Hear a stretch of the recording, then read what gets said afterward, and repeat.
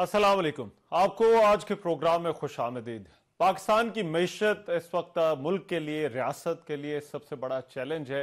IMF के साथ मामला तय पाने के बाद आगे का रास्ता पाकिस्तान के लिए क्या होगा? क्या पाकिस्तान की जो मईशत है उसमें इस्तेहकाम आएगा या नहीं आएगा? ये बड़ा सवाल है, क्योंकि ये वो सवाल है जो हमारे बैरूनी कर्जों के साथ भी जुड़ा हुआ है। क्या हम बैरूनी कर्जे वापस कर सकेंगे या नहीं कर सकेंगे? फिर ये महंगाई के मामले के साथ भी जुड़ा हुआ है। महंगाई आम आदमी के लिए एक बहुत बड़ा मसला है, और क्या इस मसले का कोई हल है या नहीं है? और फिर हमारी मईशत की जो इसको खतरात लाहक हैं या जो इसको बीमारियां हैं, उनके लिए आगे का रास्ता इस प्रोग्राम के बाद, IMF के साथ मामला तय पाने के बाद क्या होगा, इस पर आज के प्रोग्राम में जो है वो मुझे बहस करनी है। एक बड़ा स्टीम पैनल आज की इस जो इकोनॉमी की डिबेट है उसमें मुझे जो है वो ज्वाइन कर रहा है। मेरे साथ जो लोग मौजूद हैं पैनल में, मैं आज तारुफ करा देता हूं। डॉक्टर सलमान शाह साहब वजीर खजाना रह चुके हैं, इकोनॉमिस्ट हैं। डॉक्टर फारूक सलीम साहब कॉलम निगार हैं, इकोनॉमिस्ट हैं, जो है वो ये भी आज की डिबेट में हमारे साथ मौजूद है। और खुर्रम शहजाद साहब अगेन रिनाउंड इकोनॉमिस्ट, वो भी आज की इस डिबेट में हमारे साथ हमें ज्वाइन कर रहे हैं। मैं गुफ्तगू का आगाज फारूक सलीम साहब से जो है वो करना चाहता हूँ। फारूक सलीम साहब, एक बड़ा कंसर्न हमने देखा IMF के साथ जब ये मामलात पर बात चल रही थी, तो उस दौरान ये रहा कि IMF हम पर एतबार करने के लिए तैयार नहीं है, और इसी वजह से हमारे लिए मुश्किलात और ज्यादा जो है वो बढ़ती चली गई, शराइत जो है वो सख्त से सख्त होती चली गई। आपको लगता है कि इसमें हमारा जो है वो किरदार है? और ये जो कड़ी शराइत, IMF के पास हम पहली दफा तो नहीं गए, लेकिन इस दफा इतना सख्त रवैया क्यों देखने में आया? देखिए, पहली बात तो ये है कि हमारी कनपट्टी पे कोई बंदूक रख के हमें जबरदस्ती IMF के पास नहीं लेके जाता। हमारी अपनी जो माशी पॉलिसीज के एतबार से गलतियां हैं, गलतियां रही हैं पिछले 25-30 सालों में, उसके नतीजे में हम मजबूर हो जाते हैं IMF के पास जाने। डॉलर का एक संगीन, शदीद, खौफनाक किस्म का फुकदान हो जाता है और फिर हम भागते हैं IMF के पास। अब अगर आप पिछले सिर्फ 5 सालों का अगर एक तजिया सामने रख लें, आप सोचिए कि 5 सालों में हमने कोई 6 वज़राए खजाना देखे। 44 महीने जो PDI की हुकूमत थी उसमें 4 वज़राए खजाना आए और गए, और PDM की हुकूमत में कोई 2 वज़राए खजाना जो है वो हमने ऑलरेडी देख लिए। तो आप सोचिए कि 5 सालों में अगर 6 वज़राए खजाना आ रहे हैं, तो फिर औसतन आपको 8, 9, 10 महीने का टेन्योर मिलता है एक वजीर खजाना को। वो उस दौरान क्या पॉलिसी बनाएगा और क्या उन पॉलिसीज के ऊपर अमल दरामद होगा। फिर हमने खासतौर पे पिछले 5 सालों में देखा कि नए वजीर खजाना साहब आते हैं, एक नई ट्रक की बत्ती दिखाते हैं, और उस दौरान जो है वो IMF का प्रोग्राम जो है वो सस्पेंशन में चला जाता है, उसका रिव्यू जो है वो डिले हो जाता है। एक बार नहीं हुआ, ये कई बार पिछले 5 सालों में हमने देखा कि ये हो चुका है। उसके बाद जो आप कह रहे हैं शराइत, तो मैं समझता हूं कि पुरानी ही है। जो 2019 का प्रोग्राम था, जो ओरिजिनल पैकेज निगोशिएट किया गया था 2019 में PDI की हुकूमत के दौरान, जो बड़ी बड़ी शराइत हैं वो तकरीबन वही हैं, जिसमें रुपए की हकीकी कदर सामने रखना, कि मार्केट की फोर्सेज जो हैं वो तयन करें रुपए और डॉलर की पैरिटी का। एनर्जी प्राइसिंग का एक बहुत बड़ा इशू रहा है, उसमें पेट्रोल भी है, बिजली भी है, गैस भी है। इस दफा जो है वो जिसको हम कहते हैं ग्रोस फाइनेंशियल रिक्वायरमेंट, यानी कि फरवरी और जून के महीने के दरमियान पाकिस्तान को लगभग 8 अरब डॉलर की अदायगी करनी है। तो वो कहां से आएंगे? आपने सही कहा कि एतबार और एतमाद का फुकदान वजारत खजाना और IMF के दरमियान लगता है कि बढ़ता चला जा रहा है। एक जमाना था कि हम वादे, मगर मैं पूछना ये फारूक साहब, जानना मैं ये चाह रहा था कि हम IMF के पास पहले भी जाते रहे, और पहले आमतौर पर होता ये था कि आप हमारे टीवी प्रोग्राम्स में और आमतौर पर जो खबरों में भी इतनी बहस नहीं देखते थे कि IMF नहीं मान रहा या IMF आपसे ये मुतालबा कर रहा है। लेकिन इस दफा को बहुत ही ये गैर मामूली सूरत हाल लगी कि जब हमसे बहुत सारी चीजें करने का कहा गया और फिर वजीर आजम ने बात की, वजीर खजाना जो है वो उनके पास जाते रहे, तो ऐसा लग रहा था कि जैसे इस दफा को बहुत ही गैर मामूली हालात हो गए हैं IMF के पास जाने से। तो मैं यही पूछना ये चाह रहा था कि ये गैर मामूली हालात इस दफा क्यों इतने गैर मामूली हालात हुए हैं हमारे IMF से? देखिए, एक तो बात यह है कि IMF जो है वो सिर्फ एक मालियाती इदारा नहीं है, वो साथ ही साथ एक सियासी इदारा भी है और उसके सियासी मालिकान भी हैं। ठीक है। दो लेवल्स हैं IMF के, जिसमें अच्छा।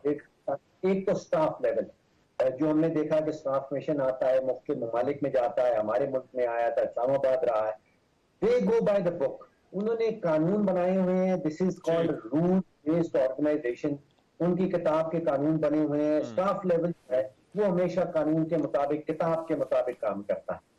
जो बोर्ड लेवल है वहां पे सियासी मुदाखलत में समझता हूं कि आ जाती है, और वो हमने देखा कि जब पाकिस्तान का कोई आलमी रोल जो है वो बड़ा इंपॉर्टेंट होता है या जो स्ट्रेटेजिक इंपॉर्टेंस होती है, तो फिर हमें बहुत सारे वेवर्स भी मिल जाते हैं।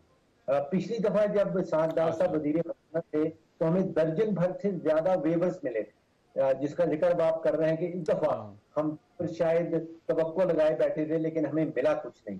तो एक तो वजह यह है कि बोर्ड के ऊपर मैं समझता हूं कि जो पाकिस्तान की आलमी जो जियो स्ट्रेटेजिक पोजिशन है या इंपॉर्टेंस है, उसमें काफी कमी वाकया हुई। और दूसरी बात यही है कि 23 प्रोग्रामों में जो हमारे ऊपर इस्लाहात की शराइत लगाते रहे हैं वो हमने की नहीं, हम उस तरफ बढ़ते नहीं। अच्छा, राइट। मैं जरा सलमान शाह साहब, एक इशू जो इसके साथ जुड़ा हुआ है और यहाँ पर हमारे यहाँ इस पर बहुत बात होती रही कि IMF के साथ जब मामला तय पा जाएंगे तो फिर बाकी मुल्कों से भी पैसे आ जाएंगे, लेकिन ये IMF के साथ जो मुज़ाकरात हुए उसमें IMF का एक बहुत बड़ा कंसर्न ये भी रहा है कि जो बाकी मुल्कों की कमिटमेंट्स हैं वो क्या डिलीवर होंगी या नहीं होंगी, जिन पर पाकिस्तान इन्हिसार किए बैठा है। तो आपको लगता है कि IMF के बाद वो मरहला भी तय पा जाएगा, या जिन मुल्कों ने पैसों की कमिटमेंट्स की हैं वो पैसे भी पाकिस्तान के पास आ जाएंगे?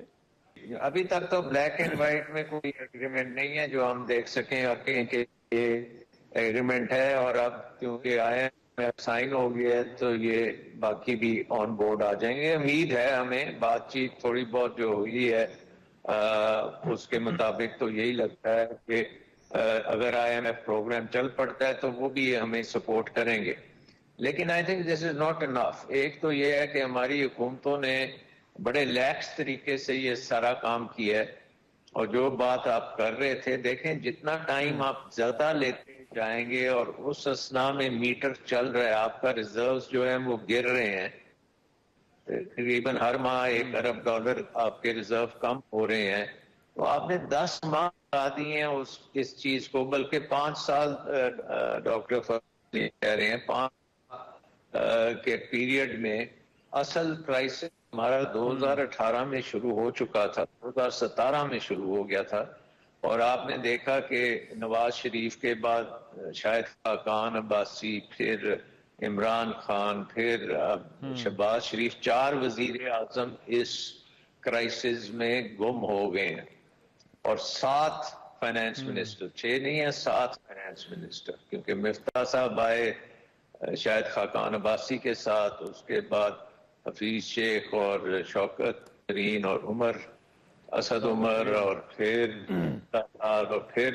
अजहर भी एक बजट के लिए।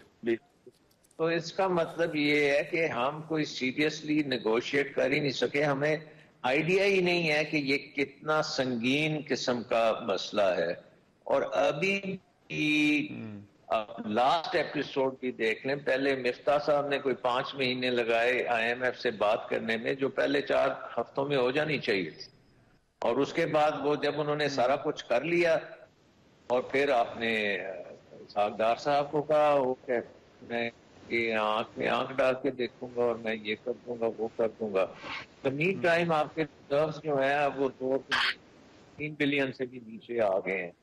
और अब फिर हमने एक लैक्सिटी देखी है कि IMF के साथ जब टीम उनकी आई थी, उसको टाइम को भी हमने जाया किया और नेल डाउन दी एग्रीमेंट। अब हमें एक फर्दर वर्चुअल मीटिंग पे छोड़ दिया है। अब उसमें क्या क्या चीजें करने वाली हैं। एक बात जो आपने दोस्त ममालिक से गारंटीज वो मांग रहे हैं कि वो देंगे पैसे। हाँ। अब तक तो हमने चीन के साथ बड़ा कर्जा जो है वो चीन के सलमान शाह साथ साहब, ये आज डार साहब ने सलमान शाह साहब डार साहब ने ये बात की और उन्होंने कहा कि ये कम ज़र मुबादला से ये कोई इतना मैटर नहीं करता और शायद मैंने इससे भी कम से जो है वो मामला जो है वो चलाए हैं। तो ये जो ज़र मुबादला के ज़खायर की खबरें बड़े तबातुर के साथ आ रही हैं, ये क्या बहुत कोई सीरियस मामला है या फिर जिस तरह से वजीर खजाना का ख्याल है कि इस पर हाइप जो है वो ज्यादा बढ़ाई जा रही है और इतना शायद ये संजीदा मामला नहीं है? ये आई थिंक इसहाक डार साहब ने बड़ी गलत स्टेटमेंट दी है। ये उनके स्टेट ऑफ माइंड को रिवील करता है। देखें, सारा मसला ही हमारा इस वक्त है डिप्लीटेड रिजर्व्स का। अगर हमारे पास इस वक्त 50 अरब के रिजर्व्स होते तो हम कर रहे होते बात किसी के साथ। सो अगर उनको यही नहीं पता कि ये रिजर्व्स जो हैं ये आपकी एक किस्म के शॉक अब्जॉर्बर हैं, तो गाड़ी के शॉक अब्जॉर्बर्स तो खत्म हो चुके हैं। तो आई थिंक ये अब इसहाक डार की तो आप बात ही ना करेंगे। अगर इस तरह की वो बातें कर रहे हैं, he doesn't inspire any confidence for the market players. और ये भी नहीं लगता कि क्या सीरियसली वो निगोशिएट कर रहे हैं या नहीं। तो ये अब अगले एक दिन में हमें ये डील्स जो वो कह रहे हैं कि जी वो डोनर्स पर शक कर रहे हैं, तो ये एक बहुत बड़ा एक किस्म का हमारा नॉन परफॉर्मेंस का इंडिकेटर है कि हम इन्हें सारी चीजें हवा में छोड़ी हुई हैं। दूसरी चीज आई थिंक जो पॉसिबली हो सकती है, जो कि 8th रिव्यू में उन्होंने इंडिकेट की थी, और वो ये था कि पाकिस्तान की जो पॉलिटिकल एक किस्म का क्राइसिस है, ये जब तक ठीक नहीं होगा तो IMF जो मर्जी कर ले, जितने मर्जी पैसे डाल दे, तो वो रिफॉर्म्स जो आप हमें करने की जरूरत है, और पर्टिकुलरली मैक्रो जो बातें हमने IMF से कर ली हैं, लेकिन स्ट्रक्चरल बातें हैं, माइक्रो लेवल की बातें हैं, वो उसमें बड़ा मेहनत का काम है, बड़े करना पड़ेगा, मुश्किल से होगा, उसमें लोड भी लोगों पे पड़ेगा, अनएम्प्लॉयमेंट होगी, रीएडजस्टमेंट होगी। तो वो अब मेरा ख्याल है कि वो चाहते हैं कि तमाम पॉलिटिकल पार्टीज भी इस पे साइन करें, और उनकी मेरा ख्याल है कि ये भी कोशिश होगी कि हमारे कोर्ट्स भी इस पे साइन करें, क्योंकि पाकिस्तान की इकोनॉमिक्स में हर एक का एक इंटरवेंशन है जो कि हर चीज को डिरेल करती है। सो आपने देखा कि अगर आप कहीं टैक्स लगाते हैं तो कोर्ट्स उड़ा देते हैं, किसी की बिजली का बिल ऊपर नीचे होता है तो उस पे कोर्ट्स आ जाते हैं। तो IMF का ये 23वां प्रोग्राम है, एंड उनका भी मुझे लगता है कि इस प्रोग्राम को एक तो वो बड़ी रिलक्टेंटली कर रहे हैं, अगर वो कर लिया तो they want to make sure कि अब तमाम जो कड़वी गोलियां आपने खानी है वो आप खाएं और उसके बाद आगे चलें। राइट। आई थिंक अच्छा, मैं सर जरा आता हूँ, इस पे आगे भी बात करते हैं कि ये क्या कोई ऐसा मैकेनिज्म बन सकता है कि तमाम पॉलिटिकल पार्टीज ऑन बोर्ड हो जाएं और ये तय हो जाए कि बाकी मामला पर बात हो सकती है लेकिन मईशत को नहीं छेड़ना। खुर्रम शहजाद साहब, आसानी आपको नजर आ रही है, क्योंकि मार्केट कॉन्फिडेंस तो इस प्रोग्राम के बाद, ये मामला तय पाने के बाद कहीं ना कहीं पर बहाल होगा, तो कितना अरसा जो है वो हो सकता है, और फिर ये जो कॉन्फिडेंस है उसका हमें कितना वक्त हमें मिल सकता है जिसमें हम मामला को जरा कम से कम मजीद खराब होने से बचा सकते हैं? जी देखिए, जहां तक मार्केट क्लैरिटी का ताल्लुक है, कॉन्फिडेंस का ताल्लुक है, तो वो तो IMF के फाइनल एग्रीमेंट साइन होने के बाद ही आएगा। और आपको ये पता है कि जो मार्केट्स हैं या इन्वेस्टर्स हैं वो एक चीज को बड़ा वैल्यू करते हैं और उसे कहते हैं क्लैरिटी, और एक चीज को बड़ा वो जो है वो नापसंद करते हैं, उसको कहते हैं अनसर्टेनिटी। और अनसर्टेनिटी जो होती है वो कॉन्फिडेंस को भी किल करती है, डायरेक्शन को भी किल करती है, और डिसीजन को भी किल करती है। जो एक इन्वेस्टर लेना चाहता है, जो लेंडर लेना चाहता है, जो भी, आपकी इकोनॉमी पे जो है वो बेट लेना चाहता है। तो क्लैरिटी अगर आ जाती है साइन होने के बाद, तो एक तो वो आपको वैल्यू नजर आएगी फाइनेंशियल मार्केट्स में, आपको कैपिटल मार्केट्स में या करेंसी मार्केट्स में थोड़ी सी आपको कॉन्फिडेंस नजर आएगा कि इवेंचुअली IMF ऑन आ गया है, अब आगे चलते हैं। फिर उसके बाद क्या होगा? उसके बाद एक्चुअल स्टोरी स्टार्ट होगी। एक्चुअल जो है वो ग्राउंड रियलिटी जब सामने आएंगी, जिसमें 3-4 चीजें इन्वेस्टर देखेगा या कंपनीज जो है वो देखेंगी। उसमें एक चीज तो ये होती है कि ये जो प्रोग्राम साइन हुआ है, इसके जो डिसीजंस होंगे उसका इम्पैक्ट एक आम आदमी पे क्या आएगा और बिजनेसेस पे क्या आएगा। अब उसमें देखना यह है कि इन्फ्लेशन कहां तक जाती है, क्योंकि इन्फ्लेशन जो है वो सबसे बड़ा कंसर्न है, जो आपकी ग्रोथ को भी हर्ट करता है, जो आपकी एम्प्लॉयमेंट को भी हर्ट करता है, जो आपकी परचेजिंग पावर को हर्ट करता है, और इवेंचुअली आपके सारे ओवरऑल जो है इकोनॉमी को उसका इम्पैक्ट जो है वो झेलना पड़ता है। तो इन्फ्लेशन हम एक्सपेक्ट करते हैं कि आज जो इन्फ्लेशन 25% के हिसाब से चल रही है, वो 30% क्रॉस कर सकती है। पिछले साल के मुकाबले में जो कीमतें हैं वो 30% तक बढ़ सकती हैं। तो ये मिनिमम एस्टिमेट है। अब देखना ही होगा उसका सेकंड राउंड इम्पैक्ट और किस तरह से गवर्नेंस में कन्वर्ट होता है। प्रॉब्लम ये है कि प्राइसेस बढ़ा दी जाती हैं, लेकिन गवर्नमेंट अगर कंट्रोल ना कर पाए तो प्रॉफिटेरिंग और स्पेकुलेशन, अभी भी देखें आप पेट्रोल पंप की जब बात आ रही है पेट्रोलियम प्राइसेस बढ़ने की, तो हर कोई होर्डिंग की तरफ जा रहा है, स्टील की होर्डिंग कर रहा है, पेट्रोलियम प्रोडक्ट की होर्डिंग हो रही है। तो ये गवर्नेंस का भी एक बहुत बड़ा है, ये बहुत बड़ा चैलेंज है कि एक तरफ पॉलिटिकल गवर्नमेंट ये डिसीजन ले, चीजों को इंप्लीमेंट करे, अपने ऊपर भी इंप्लीमेंट करे और इवेंचुअली गवर्नेंस भी लेके चले प्रोविंसेस के साथ, भाई कोई होर्डिंग ना हो, ताकि जो है वो एग्जैस्परेट ना हो, सिचुएशन बहुत ज्यादा हाथ से न निकले। तो क्लैरिटी जो है ना वो डेफिनेटली शॉर्ट टर्म में वैल्यू की जाएगी, बट लॉन्ग टर्म में आपको 6 महीना, साल, 1.5 साल, 2 साल में प्रॉब्लम होगी। एक पॉइंट इसमें मैं ऐड करूंगा, वो ये है कि आपको जो कर्जे की अदायगियां हैं वो अगले 3 साल में आपको अगर 70 अरब चाहिए, एटलीस्ट 50 अरब डॉलर आपको चाहिए 3 साल, और अगले 6 महीने में आपको 7 अरब डॉलर चाहिए। आपके पास इस वक्त जो है तकरीबन 2.9 बिलियन डॉलर रिजर्व्स में। तो हमें इन एनी केस जल्दी हमें रीस्ट्रक्चरिंग की तरफ जाना चाहिए डेट की। उसमें 2 हिस्से हैं, एक तो है कि ग्लोबल सारी हमारा जो जितना डेट की रिस्ट्रक्चरिंग करें, अच्छी बात है कि हमारे पास मल्टीलेटरल और बायलेटरल ज्यादा है 80% और कमर्शियल डेट कम है। तो हो ये सकता है कि हम कंट्रीज के साथ एक मतलब IMF साइन हो, IMF सुपरविजन के अंदर हम जाएं, सऊदी अरेबिया और चाइना, ये 2 बड़े हमारे लेंडर्स हैं बायलेटरल्स में, और सबसे बड़ा चाइना है। आप चाइना के पास जाएं, उनके साथ कहें कि जी आपका 30 अरब डॉलर का डेट है जो 30% बनता है हमारे पब्लिक फॉरेन डेट का, तो क्यों ना आप हमें 2-3 साल दे दें, हमें एक ग्रेस पीरियड दे दें, ताकि हम ये 2-3 साल में जो 7-8-10 बिलियन डॉलर आपको देने हैं वो हम अपनी इकोनॉमी को रीबिल्ड करने में लगा दें, अपने आप को बेहतर करने में लगा दें, और हम आपको से एक कमिटमेंट एक दें, प्रॉपर कमिटमेंट दें, सारी पार्टियां मिलकर, सारे स्टेक होल्डर्स मिलकर दें। ये तभी हो सकेगा।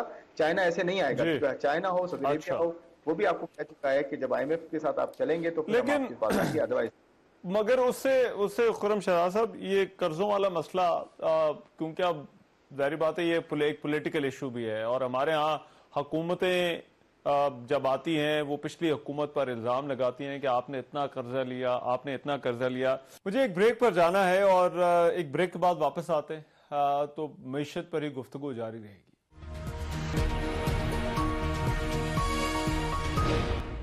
ब्रेक के बाद प्रोग्राम में एक मरतबा फिर से खुशामदीद। गुफ्तगू को आगे बढ़ाते हैं। फारूक सलीम साहब, ये कर्जों वाला मामला आपको कितना सीरियस मालूम होता है, और फिर चाहे डिप्लोमेसी हो या कोई और तरीका हो, रीस्ट्रक्चरिंग या इनका वेवर, आपको उसका कोई इम्कान लगता है, या फिर ये कि हमें कोई ये पैसे वापस हो सकता है कि अनकरीब बहुत सारे पैसे जो है वो इकट्ठे वापस करना पड़ जाए?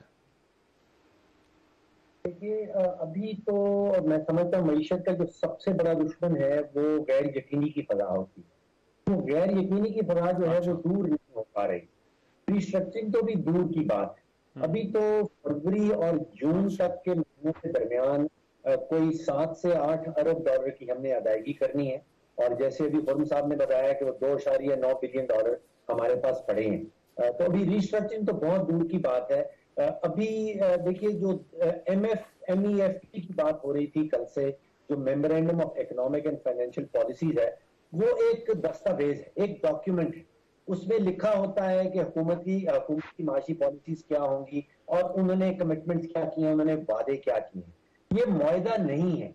यूजुअली ये होता है कि जब MEFT शेयर कर लिया जाता है तो उसके चंद ही दिनों के अंदर, चंद ही घंटों के अंदर देखा गया है कि फिर वो एक SLA जाता है, स्टाफ लेवल एग्रीमेंट हो जाता है।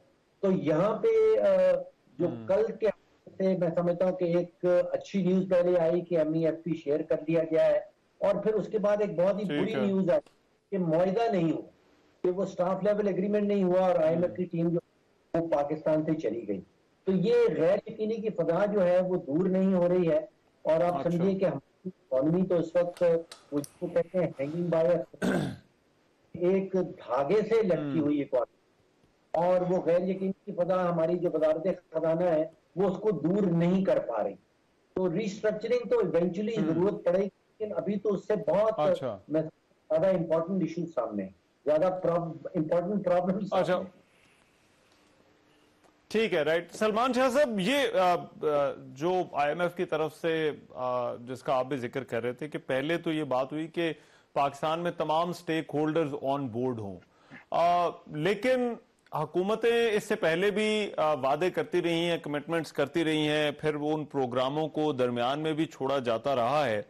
तो आपको लगता है ये इस मैकेनिज्म के बगैर अभी हमारा गुजारा नहीं होगा कि तमाम के तमाम जो पॉलिटिकल स्टेक होल्डर्स हैं वो ऑन बोर्ड हों, IMF उनकी पहले गारंटी चाहता है और फिर ही उसके बाद मामला आगे बढ़े, और फिर हमारे यहां भी अगर इस प्रोग्राम को पूरा भी करना है तो क्या ऐसा तरीका निकाला जा सकता है कि तमाम ये पहले सियासी जमातें जो हैं वो एक गारंटी दे दें कि मईशत को नहीं छेड़ा जाएगा, बाकी चीजों पे सियासत जो है वो चलती रहेगी। मिसाक मईशत की तो बात होती रही, लेकिन आपकी नजर में उसके अलावा भी और कोई इसका मैकेनिज्म बन सकता है? देखिए, एक तो बात यह है कि जो 2013 का एग्रीमेंट था वो एक नई गवर्नमेंट ने किया था और उसका 5 साल का आगे टेन्योर था। उससे पहले पीपल्स पार्टी गवर्नमेंट ने भी जो किया था उसके पास भी 5 साल थे। सो उस वक्त ये इस किस्म की कंसेंसस इतना जरूरी, उस वक्त भी जरूरी था, लेकिन इतना जरूरी नहीं था कि हर बंदा उस पर साइन करे।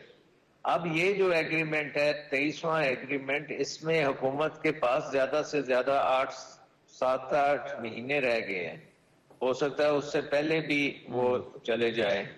तो ये अगर एग्रीमेंट साइन करेंगे तो ये लेम डक्स हैं किस्म की, तो वो अगला जो आएगा क्या वो साइन करेगा और इसको आगे चलाएगा इन रिफॉर्म्स को, क्योंकि बहुत सी चीजें हमने करनी है जिसके ऊपर ये कंसिस्टेंटली जो केयर टेकर गवर्नमेंट आएगी उसको भी काम करना पड़ेगा, और उसके बाद जो दूसरी गवर्नमेंट्स आएंगी वो फिर लॉन्ग टर्म स्ट्रक्चरल रिफॉर्म्स उन्होंने ही करनी है।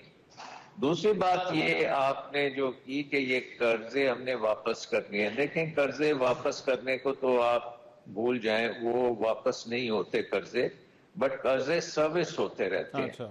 तो आपने इफेक्टिवली ये कर्जों को सर्विस करना है और आपने अपनी इकोनॉमी को ग्रो करना है ताकि सर्विसिंग का जो बोझ है इकोनॉमी पे वो कम होता चला जाए। सो आई थिंक अगर आपकी ये इस वक्त बेयकीनी हम खत्म करते हैं, सब कुछ टैक्सेस वगैरह जो डेफिसिट्स हैं, ट्विन डेफिसिट्स, वो काबू में आ जाते हैं, स्ट्रक्चरल रिफॉर्म कम करने में कामयाब हो जाते हैं, तो कर्जे हमारे फिर भी बढ़ते चले जाएंगे, लेकिन इकोनॉमी अगर उनसे ज्यादा तेजी से ग्रो करेगी तो कर्जों का बोझ कम होता जाएगा।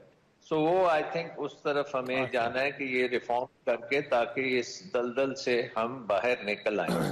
अब जो पैदा होता है लेकिन कि क्या मैं एक चीज जी, मैं ये जो इकोनॉमी की ग्रोथ वाली बात है, खुर्रम शहजाद साहब, ये 6% का दावा PMLN ने भी किया, 6% का दावा PTI ने भी किया, लेकिन ये फिर ग्रोथ जाती किधर है? ऐसा लगता है कि हमें फिर बार बार जो है वो IMF के पास ही जाना पड़ता है। तो ये क्या आपके ख्याल में हमारी हुकूमतें आदाद शुमार ठीक शेयर नहीं करती, या फिर कोई और वजह आपको इसके पीछे जो है वो नजर आती है? नहीं, इसको सस्टेनेबल ग्रोथ कहते हैं। सस्टेनेबल तरीके से ग्रोथ जो है कि आप 7-8-10% जितना करें, लेकिन वो डेफिसिट्स दोबारा नहीं रिपेयर होने चाहिए। तो आप हमारा मसला ये जरा करते हैं तो वो करंट अकाउंट डेफिसिट हमारे सामने खड़ा हो जाता है। सो वो चीजों को काबू में रहना, विद इन रीजनेबल लिमिट रह के आप सस्टेनेबल ग्रोथ की बात कर रहे हैं। जी ठीक जी, खुर्रम शहजाद साहब। जी देखिए, इस सवाल का मैं भी जवाब ये दे देता हूँ। आपने शायद मुझसे सवाल किया था तो मैं इसको ये इस हाँ। तरह से कहना चाह रहा था कि जो है, अगर आप ग्रोथ की बात करते हैं और अगर आप पिछले कुछ टेनर्स देखें डिफरेंट पॉलिटिकल पार्टीज के, तो चाहे आप उसको 2000 से देख लें, आप मुशर्रफ का दौर देख लें, उसके बाद पीपल्स पार्टी, पीएमएलएन, पीटीआई और अगेन पीडीएम, आपको ना एक चीज बड़ी जो है वो कंसिस्टेंट मिलेगी। वो ये है कि हम जो जड़ है इकोनॉमी की, प्रॉब्लम जो है वो है फिस्कल डेफिसिट, यानी कि जो हमारे खर्चे हैं और जो हमारे टैक्सेस हैं, टैक्सेस एक सर्टेन लेवल पे हैं, वो नहीं बढ़ रहे। तो हम करते ये हैं कि हम उन खर्चों को कम नहीं करते। और वो खर्चे कहाँ से फंड करते हैं? खर्चे हम फंड करते हैं कर्जों से। कर्जे हम लेके और उसे कंज्यूम कर देते हैं, जिससे दो खसारे होते हैं हमारे। एक खसारा आपके पास वही फिस्कल डेफिसिट के टैक्सेस और खर्चों का जो जो फर्क है वो। दूसरा ये होता है कि उसकी वजह से इंपोर्ट्स भी बढ़ती हैं, तो इंपोर्ट्स बढ़ने से आपका करंट अकाउंट डेफिसिट भी बढ़ता है। तो ये दो खसारे बढ़ जाते हैं, ग्रोथ आ जाती है आपके पास। आपकी इकोनॉमी कंजम्पशन ड्रिवन इकोनॉमी, ये हम सबको अंदाजा है। आपके लोग खर्च करते हैं, उनको अगर कॉस्ट आप कम कर देते हैं उनके लिए और उनके लिए थोड़ी सी अपॉर्चुनिटी लेकर आते हैं, तो ग्रोथ बहुत जल्दी आती है। बट उसके साथ डेफिसिट्स आ जाते हैं। इसका मतलब ये हुआ कि एक इनहेरेंट प्रॉब्लम है इकोनॉमी के अंदर जो कि स्ट्रक्चरल है। वो स्ट्रक्चरल प्रॉब्लम्स कोई हल नहीं करता, और पॉलिटिकल एंगल को देखते हुए आप कंजम्पशन लेकर आते हैं लास्ट 2 सालों में, जिसकी वजह से ग्रोथ तो आ जाती है आपके पास, बट वो सस्टेन नहीं कर पाती। देखिए, मैं इससे एग्जांपल देता हूं कि 2-3 पॉइंट्स की पॉइंट्स हैं इसमें, कि अगर इतनी स्ट्रांग इकोनॉमी कोई छोड़ के जाता है, कोई भी अगर ये दावा करता है कि मैं स्ट्रांग इकोनॉमी छोड़ के गया था और यहाँ इसने बर्बाद कर दी, सिंपल सी चीज है, 2 चीजें देख लें आप। कि जो हुकूमत में था उसने जाते हुए आखिरी साल में, चाहे वो हटाया गया या हटा, उसने कितना कर्जा ले चुका था वो डॉलर्स में देख लें आप, और कितने रिजर्व्स छोड़े। ठीक है, और यानी कि आपने कितना कर्जा लिया, कितनी ग्रोथ लेकर आया, लेकिन रिजर्व्स कितने छोड़े, और फिर आपको आईएमएफ के पास जाना पड़ा। तो हर गवर्नमेंट, अगली गवर्नमेंट को ये छोड़ के, ये तोहफा देके जाती है कि उसे आईएमएफ के पास जाना पड़ता है। तो प्रॉब्लम यही है हमारे यहाँ कि हम पॉलिटिकली मैनेज करते हैं, रिफॉर्म्स नहीं करते, हार्ड डिसीजंस नहीं लेते, अपने खर्चे कम नहीं करते, आसान डिसीजन ये लेते हैं कि जी करेंसी डिवैल्यू कर दें, पेट्रोल बढ़ा दें, इलेक्ट्रिसिटी बढ़ा दें, गैस बढ़ा दें, ये आसान डिसीजंस है। लेकिन जो हार्ड डिसीजंस हैं अपने खर्चों को कम करना, वो जब तक आप कम नहीं करेंगे, आपको 23 प्रोग्राम कर लें, आप 50 प्रोग्राम कर लें, इसलिए ये ट्रस्ट डेफिसिट क्रिएट हो चुका है। मेरा ख्याल है इनकम बढ़ाना, मैं उसी पे आ रहा हूँ। लेकिन ट्रस्ट डेफिसिट आपने जो क्रिएट कर दिया है ना, ट्रस्ट डेफिसिट, कंटिन्यूटी के शुरू में बात हुई कि कंटिन्यूटी एक तो हम नहीं करते, लोगों को चेंज करते हैं, और लोग चेंज होते तो कौन डील करेगा जाके।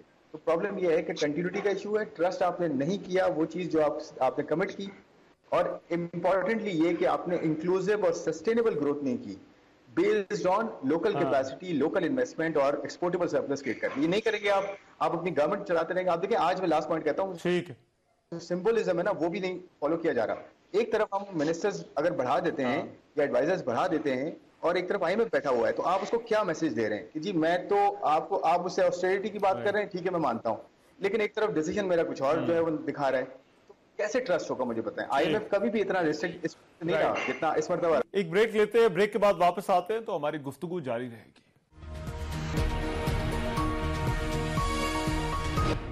Welcome back after the break. Farrukh Saleem साहब, आईएमएफ की भी रेजिस्टेंस है सब्सिडीज वाले मामले के ऊपर, और खास तौर पर एनर्जी सेक्टर के अंदर। क्या कोई आपके नजर में गुंजाइश है कि आईएमएफ के होते हुए लोगों को कुछ रिलीफ मिलने की राह निकाल सकती है गवर्नमेंट? और अगर निकाल सकती है तो कहां से निकाल सकती है? देखिए, अभी तो मेरा खर्चा ये है कि वो जो कहते हैं कि the worst is ahead of us, it's not behind us. जो मुश्किल वक्त है वो भी हमने देख बाकी है, वो हमारे पीछे नहीं चला गया, वो भी हमारे फ्यूचर में आने वाला है। और वो खास तौर पे जो महंगाई की शरह का पहले भी जिक्र किया गया, जो शराइत हैं आईएमएफ के एग्रीमेंट के अंदर, वो जब हम उनके ऊपर अमल दरामद शुरू करेंगे, और अमल दरामद भी इस लिहाज से शुरू करेंगे कि उसमें हम इस्लाहात का कोई आइटम नहीं रखते हैं। देखिए, आईएमएफ किसी भी मुल्क को ये नहीं कहती कि आप अपने बिजली का रेट बढ़ा दें, वो ये कहती है कि आपके बिजली के शोबे में 685 अरब रुपए का खसारा आपने दिखाया है, उस खसारे को आप दूर कर दें। अब उसके 2-3 तरीके हैं। उसका एक तरीका यह है कि आपके यहाँ जो 25 से 30% बिजली चोरी हो रही है, आप उस शरह को नीचे लेके आए, फिर आपको जो है टैरिफ नहीं बढ़ाना पड़ेगा। या फिर आपकी वसूली जो है जो 100% से 90% पे पहुंच गई है, यानी कि आप 100 रुपए का बिल भेजते हैं और 90 वसूल होता है, तो आप सोचिए कि 25-30% हो जाती है, 10% वसूली कम हो रही है, तो ये तो दुकान नहीं चल सकती।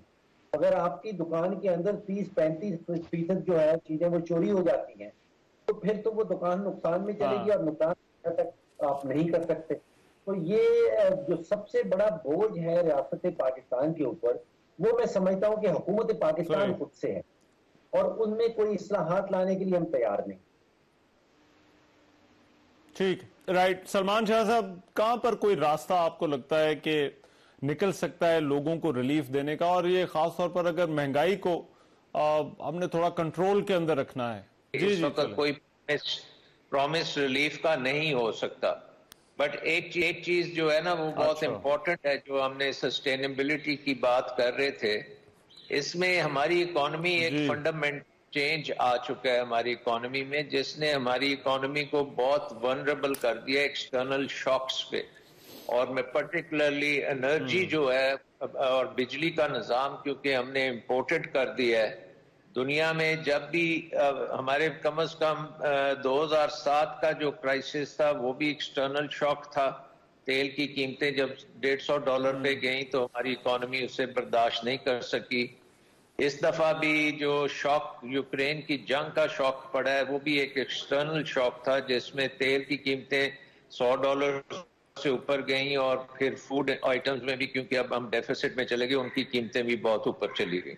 सो बेसिकली एक्सटर्नल वनरेबिलिटीज के ऊपर आपने काम करना है, क्योंकि अब स्ट्रक्चरली आपका बिजली का निजाम जो है वो सस्टेनेबल नहीं है वो, क्योंकि हमारी इकोनॉमी इनवर्ड लुकिंग है, हम इंपोर्टेड बिजली नहीं चला सकते।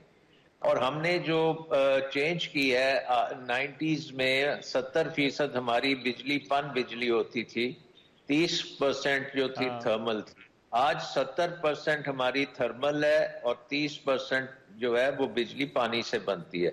सो एक रिफॉर्म तो जो आपने करनी है वो ये है कि आपने बिजली का निजाम हाइड्रो, थर्कोल और फिर सोलर पे लेके जाना है, ताकि कम से कम फ्यूल का जो एलिमेंट है वो आपको इंपोर्ट ना करना पड़े।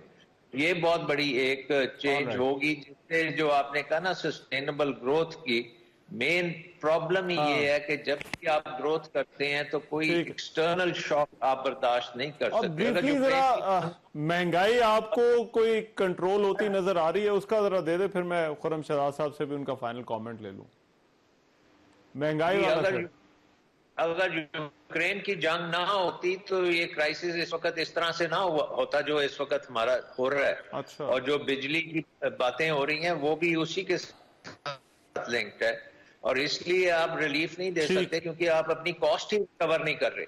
सो जब तक आपका निजाम कोई सुपर एफिशिएंट निजाम नहीं होगा, डोमेस्टिक नहीं होगा, उसके लिए डॉलर्स नहीं चाहिए होंगे, तो आपकी इकोनॉमी अब वो नहीं चला सकता वो निजाम। सो उसको तो आप ठीक है, राइट। ब्रेक का वक्त हो गया है, ब्रेक के बाद वापस आते हैं तो मईशत से जुड़े कुछ और मामला हैं जिन पर बात जारी रहेगी।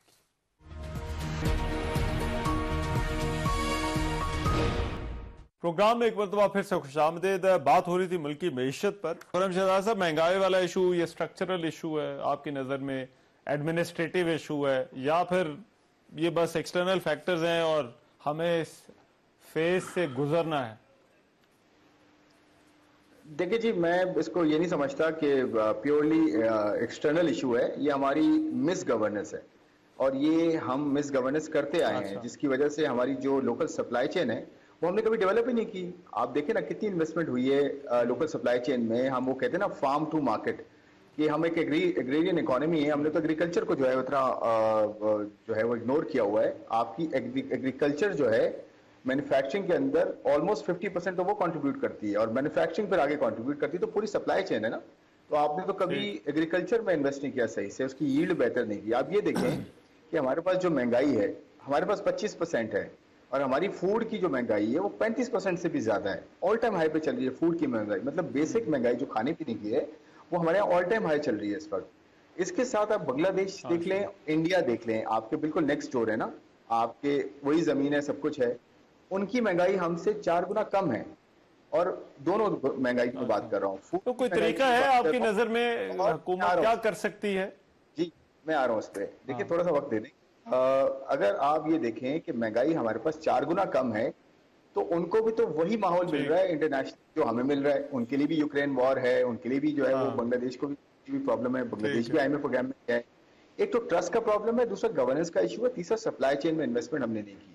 तो हल क्या है? देखें हल ये है कि एक तो सप्लाई चेन में उस इन्वेस्ट करें और अपनी जो फार्म प्रोडक्ट प्रोड्यूस है उसको बढ़ाएं ना। आप वीट बढ़ाएं, कॉटन बढ़ाएं, चावल आपका ऑलरेडी है, दालें क्यों नहीं आप प्रोड्यूस करते? दालें हम ज्यादातर इंपोर्ट क्यों करते हैं? सब्जियों में हम क्यों नहीं? आपको पता है पाकिस्तान का जो आपका क्लाइमेट है पाकिस्तान का, वो बेहतरीन क्लाइमेट्स में से बहुत बेहतरीन फ्रूट और बेहतरीन सब्जी प्रोड्यूस करता है। आपको मिडिल ईस्ट में भी नहीं मिलेगी और इवन इंडिया तक में आपको वो फ्रूट्स नहीं मिलेंगे जो पाकिस्तान में मिलते हैं। तो आपको अल्लाह ने तो सब चीजें दे दी हैं, अब प्रॉब्लम ये कि हम उसको कैसे मैनेज करते हैं। तो एक चीज ये हो गई कि फार्म टू मार्केट पूरी सप्लाई चेन को आपने देखना है। सेकेंडली ये कि प्राइस की जो गवर्नेंस होती है, मैं ये नहीं कर रहा इंटरवेंशन मार्केट की, प्राइस गवर्नेंस की बात कर रहा हूँ कि प्रोविंशियल लेवल पे या लोकल लेवल पे मार्केट को स्ट्रक्चर दें, हम कोई भी प्रॉफिटेरिंग ना कर सके, इतना अच्छा स्ट्रक्चर दें, इतना वेल गवर्न करें कि हर कोई कंपीट कर सके और प्राइस मेरे पास तो ऐसा आपकी जो एक्स्ट्रा लेयर थे कम। ठीक है, टाइम सर हो गया है। डॉक्टर सलमान शाह साहब, डॉक्टर फारूक सलीम साहब और खुर्रम शहजाद साहब, आप तीनों का बहुत बहुत शुक्रिया। आज के प्रोग्राम से इतना ही। मेजबान रहमान अज़हर को इजाजत दीजिए, अल्लाह ने के बाद।